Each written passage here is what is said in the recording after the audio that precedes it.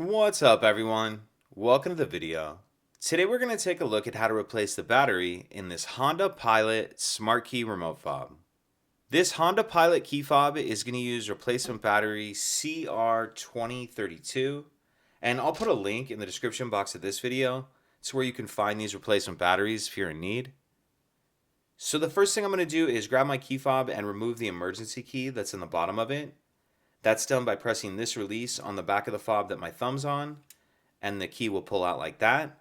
Now I'm going to use this key to open this key fob case, and I actually prefer to use a flathead screwdriver. It works a little bit better, but I'm going to show you how to do it with just the key in case that's all you have. So taking a look at the bottom of our key fob, see these two pieces right here that kind of look like the letter E?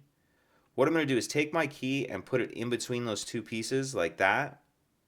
Then I'm just going to pry like that, and as you can see, it opens the case. And I'm holding the key fob up like this for a better camera angle, but as you do this, try to keep your buttons facing down, and that will help keep them in place. So once we get that popped off there, go ahead and pull it the rest of the way apart with your hands like that.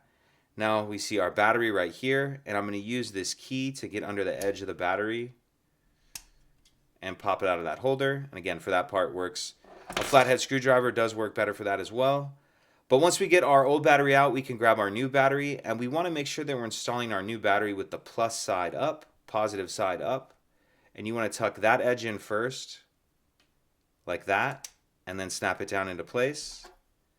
And we can snap the two halves back together. Slide our emergency key back in, and that's it.